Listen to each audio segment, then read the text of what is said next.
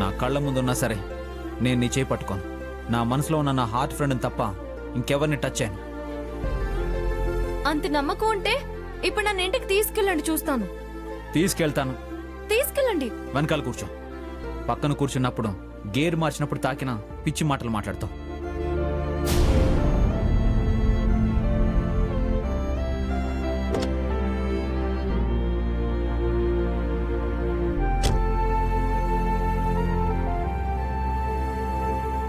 మీరింత మంచివాళ్ళు కాబట్టే సార్ మిమ్మల్ని మీ కుటుంబానికి దూరం కానివ్వండి.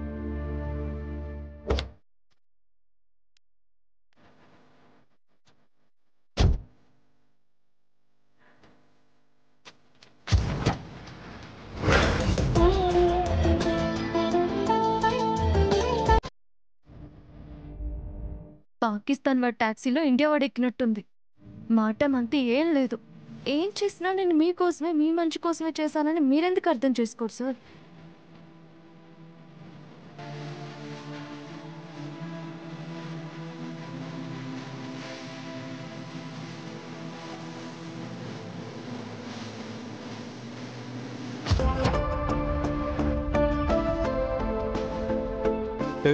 ఏంటలా సీరియస్గా చూస్తున్నావు?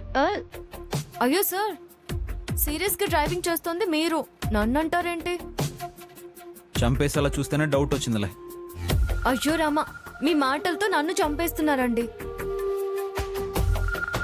అయినా మనసులో ఏం పెట్టుకోకుండా మీతో కారెక్కాను కదా. హలో, నువ్వేం జాలిపడి నాతో రావడం లేదు, వెంట పడి వస్తున్నావు. పోనీలేండి సార్, లిఫ్ట్ ఇచ్చారు అనుకుంటాను. నువ్వేదో ఫోజ్ కొట్టావు కదా, చెయ్యి పట్టుకుంటానని, టెంప్ట్ చేస్తానని. చచ్చినా చేయనని చెప్పడానికి నిన్ను నా కారు ఎక్కించుకున్నాను. అర్థమైంది అనుకుంటాను. Thank you sir. చెప్పాల్సిన అవసరం ఏం లేదులే. సార్, నన్ను కార్లో కూర్చోబెట్టుకున్నందుకు చెప్పలేదు సార్, మీరు శాంతివనం పార్క్ లో కూర్చున్నందుకు చెప్పాను. నేను కూర్చుంటే నీకెందుకు అంత హ్యాపీ? అంటే కోపంలో ఉన్నప్పుడు అక్కడ కూర్చుంటే ప్రశాంతత అలవాటు పడుతుందని నేను చెప్పినట్టు మీరు చేయడం నాకు నచ్చింది సార్. ఇంకా ఆపుతావా? నేను నీ మాటను గుర్తుపెట్టుకుని అక్కడికి వెళ్ళలేదు. నా కారు ఆగడం వల్ల అటు వెళ్ళాను. కూర్చోకపోతే నుంచునేవాడిని. నీకు అవసరమా? అంత చిరాగ్గా చెప్పనక్కర్లేదులేండి. సార్, కొంచెం కారు ఆపుతారా? దాహంగా ఉంది, మంచినీళ్ళు తాగేసి వెళ్దాం. ఇదేమన్నా మీ అత్తగారి కారు అనుకున్నావా ఎక్కడ పడితే అక్కడ ఆపడానికి? ఇందులో నీళ్ళు ఉన్నాయి, తాగు.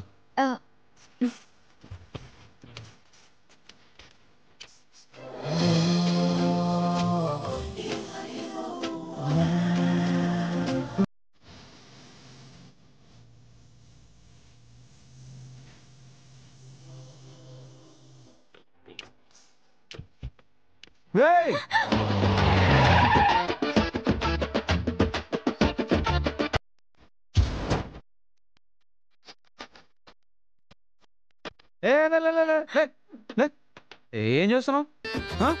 సార్, మీరు సడన్ గా బాటిల్ చిచి కార్ పెట్టిపోయి, అబ్బా ఏమైంది? నాకు ఉల్టా ఉల్టా మాట్లాడుతున్నాను. అయ్యో, నా తప్పేం లేదు సార్. మీరే కదా నీళ్లు తాగిపెట్టు అన్నారు. తాగి బాటిల్ అక్కడ పెట్టిపోతుంటే సడన్ గా మీరే కార్ ఇలా తిప్పేశారు. కింద పడతానేమో అని మీ మీద పడ్డాను సార్. మీరు లేపకపోయినా నేను లేచాను, చూసారా?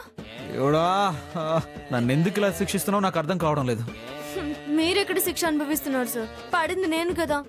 నాకు ఆకు సామెత గుర్తొచ్చింది. నువ్వే సామెత చెప్పొద్దు, సైలెంట్ గా ఉండు. సౌండ్ వస్తే చంపేస్తాను.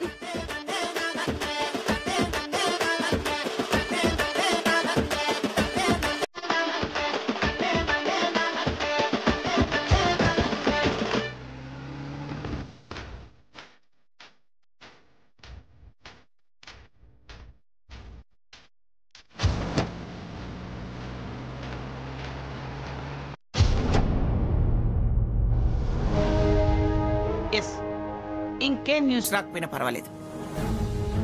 నా మనవడు వెతుకుతున్న అమ్మాయి రాధ ఫోటో మెయిన్ పేజీలో ఉండాలి. అలా కుదరదంటే ప్రతి పేజీలో సగం పైగా ఆ మ్యాటరే ఉండాలి. That's all. అత్తయ్య, వంశీ ఎక్కడికి వెళ్ళాడో తెలియక కంగారు పడుతున్న మీరు రేపు పేపర్లో వచ్చే ప్రకటన గురించి డిస్కస్ చేస్తున్నారేంటత్తయ్య? ఆయన రాకుండా ఎలా ఉంటారు సుచిత్ర? నువ్వు అభిమానించే ఆ వసుంధర తిరిగి ఇంట్లో అడుగు పెట్టాలంటే ఆయన్ని వెంట తీసుకుని రావాలి కదా. లాజిక్ నీకు అర్థమయ్యే ఉంటుంది.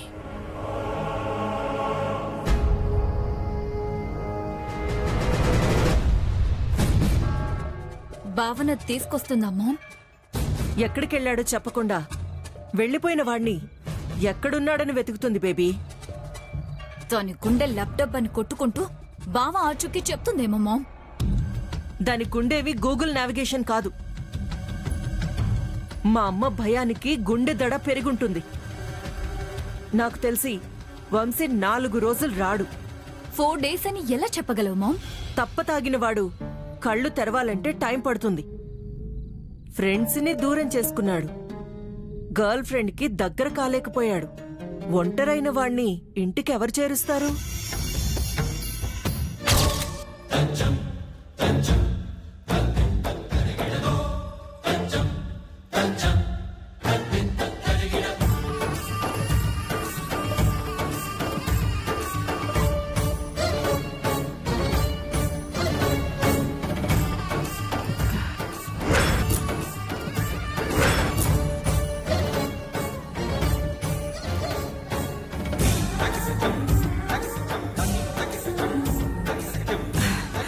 అత్తయ్య, అత్తయ్య, వంశీ వస్తున్నాడు.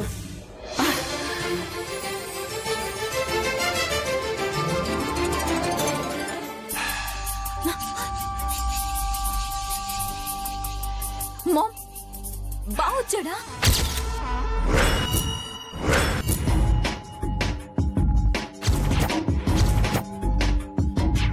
వదిన ఆనందంతో అరిచిందంటే వంశీ అదెలా సాధ్యం?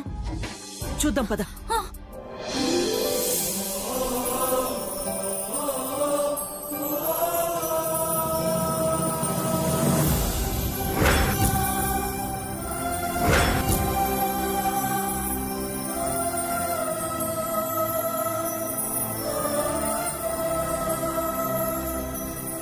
నాన్న వంశీ, ఎక్కడికి వెళ్ళావు నాన్న? ఇలా చెప్ప పెట్టకుండా వెళ్ళిపోతే ఎలా? మేమంతా ఎంత కంగారు పడ్డామో తెలుసా?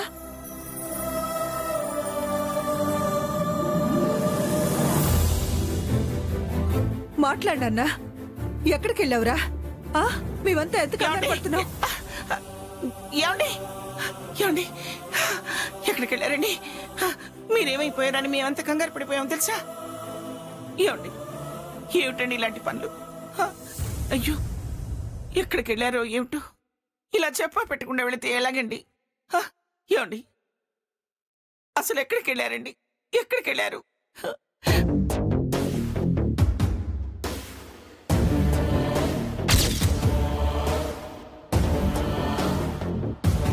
చెప్పిన మాట ప్రకారం వంశీని వసుంధర తీసుకొచ్చింది అత్తయ్య.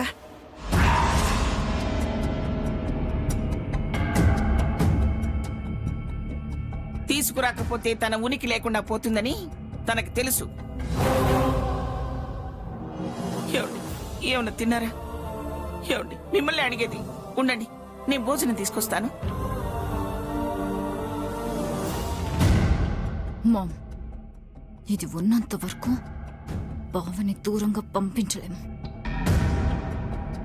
దాన్నే దూరం చెయ్యాలి బేబీ. నాన్న, ఎక్కడికి వెళ్ళావంటే చెప్పవేంటి? అసలు ఎక్కడికి వెళ్ళావు? ఎక్కడైతే నన్ను విసిగించకుండా ఉంటారో, ఎక్కడైతే నాకు మనశ్శాంతిగా ఉంటుందో, ఎక్కడైతే నా హార్ట్ ఫ్రెండ్ వస్తుందనిపించిందో అక్కడికే వెళ్ళానమ్మా.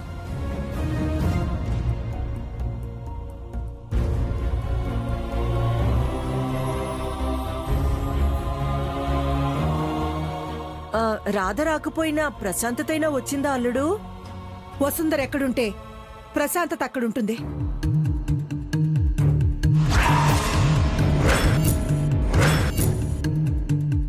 ప్రశాంతత వచ్చిందో లేదో తెలియదు, కానీ వసుంధర మాత్రం వచ్చింది. నా హార్ట్ ఫ్రెండ్ వస్తేనే నాకు ప్రశాంతత అని చెప్పాను కదమ్మా. ఏమండి, తను తప్పకుండా వస్తుందండి. రేపు అన్ని పేపర్స్లో మనం ఎదురు చూస్తున్నట్టుగా ఫోటోతో సహా యాడ్ ఇప్పిస్తున్నాను. ఇంకా మీరేం ఆలోచించకండి. 2-3 రోజుల్లో ఖచ్చితంగా తన గురించి మనకు తెలుస్తుంది. ఎప్పుడు తిన్నారో ఏం తిన్నారో ముందు మీరు తినండి. వద్దప్పు, నాకు ఆకలిగా లేదు.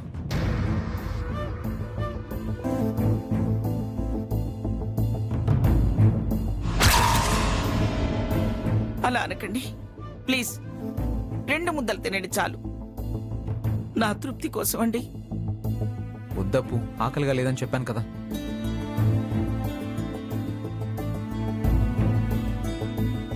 ఏమండి ప్లీజ్ అండి, మీరు తింటేనే నేను తినగలను. లేదంటే ఏం తినకుండానే మందులేసుకోవాల్సి వస్తుంది. అప్పుడేదైనా ప్రమాదం జరిగితే నీ అప్పు. మీరు తినండి. సరే పెట్టు. తినండి.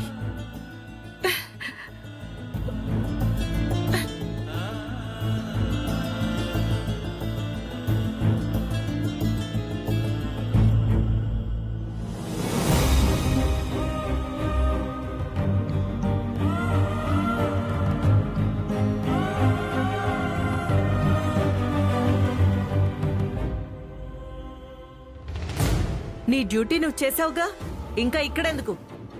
వెళ్ళి ఇంటి పని చూసుకో.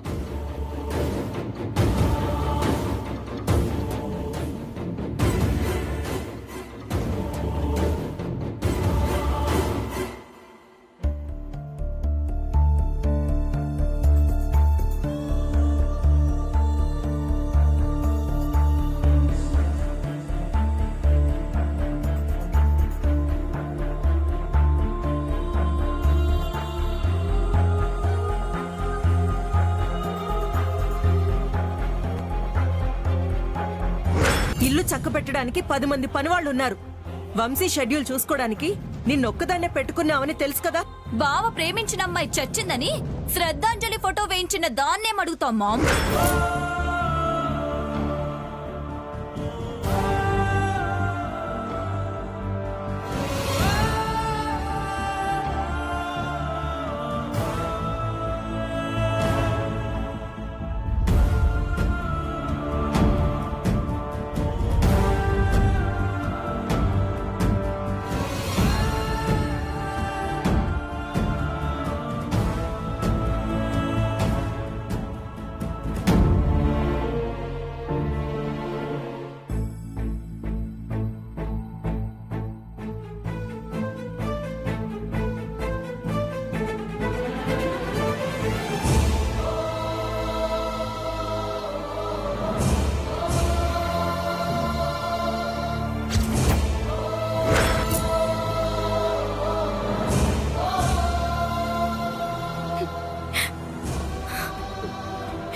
వసుంధర,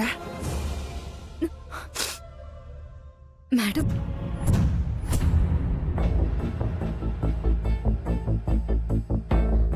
నిన్ను చూస్తుంటే బాధగా ఉందమ్మా. పరిస్థితులు ఎప్పటికప్పుడు నీకు ప్రతికూలంగా మారి నిన్ను ఇబ్బంది పెడుతున్నాయి. ఇలాంటప్పుడే నువ్వు ధైర్యంగా ఉండాలి.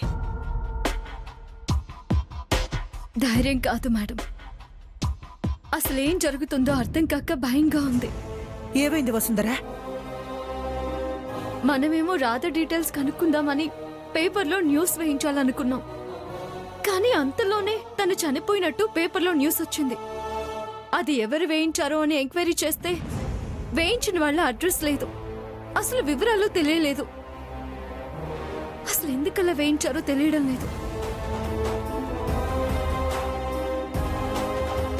అపర్ణ మేడం గారేమో మళ్ళీ తన గురించి ఎంక్వైరీ చేస్తూ పేపర్లో యాడ్ ఇవ్వమంటోంది.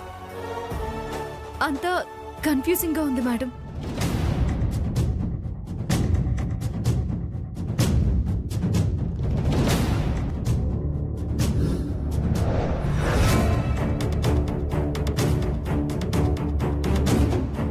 కరెక్టే వసుంధర, నేనంత లోతుగా ఆలోచించలేదు.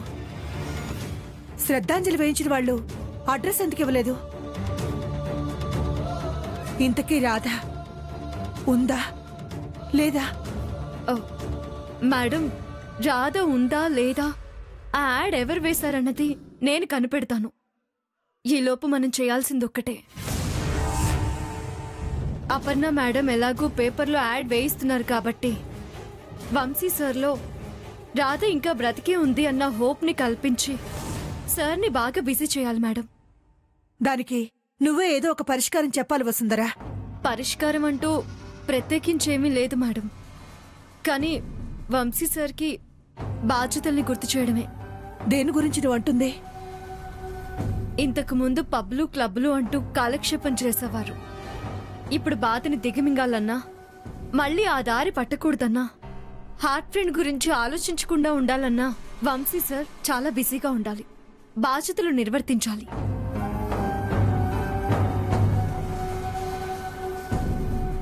దానికి మనమేం చేయాలి వసుంధరా? ఆఫీస్కి పంపిద్దాం మేడం.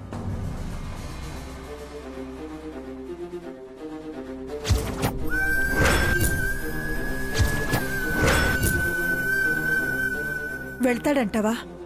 అది మీ వల్ల మాత్రమే సాధ్యం madam.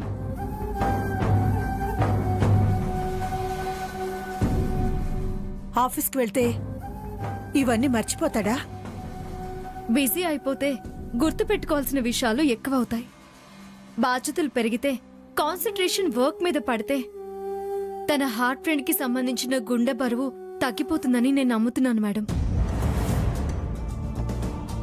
Kakarla group of industries managing డైరెక్టర్గా చూడాలనుందని చెప్పండి, ఖచ్చితంగా వింటారు. నువ్వు చెప్పినట్టే వంశీ ఆఫీస్ పనులు చూసుకుంటే బాధగా ఉండడు, తీరిక దొరకదు. హార్ట్ ఫ్రెండ్ని మర్చిపోకపోయినా గుర్తు తెచ్చుకునేంత టైం ఉండదు. Correct madam.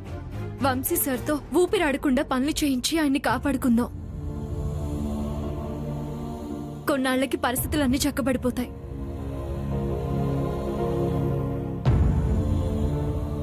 అలాగే వసుంధరా. సరే మేడం, మీరు వెళ్ళి సార్ని రెడీ చేయండి. నేను సార్కి క్యారేజ్ ప్రిపేర్ చేస్తాను. అలాగే.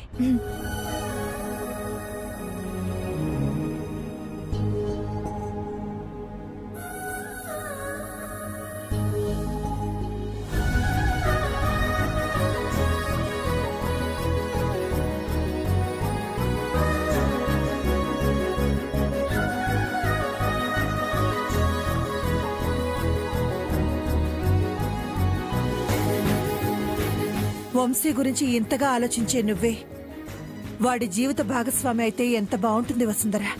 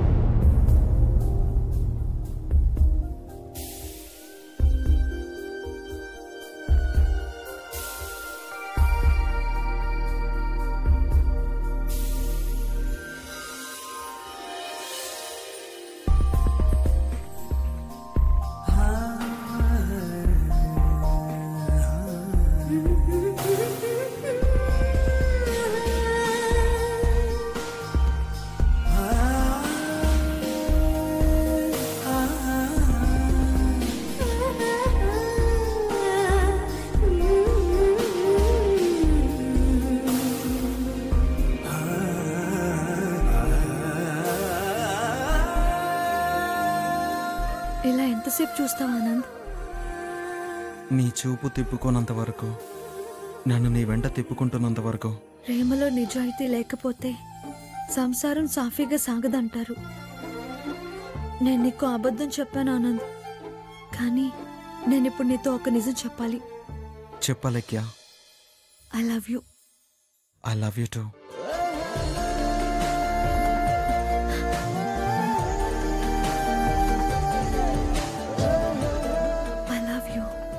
Love you too.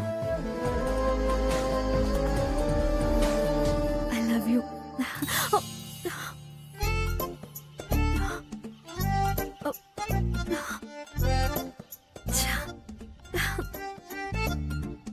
ఇది ఊహ అయినా నిజమవుతుందనుకుంటున్నాను. నా మనసులో మాటల్ని ఈ లెటర్లో రాశాను. చదివితే నీకే అర్థం అవుతుంది.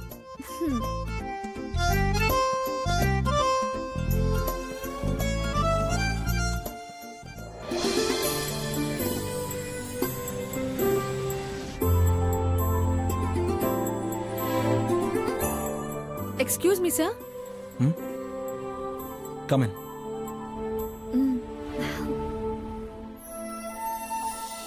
సార్ ఒకసారి ఫైల్ చూసి ఫీడ్బ్యాక్ రాయండి. షూర్.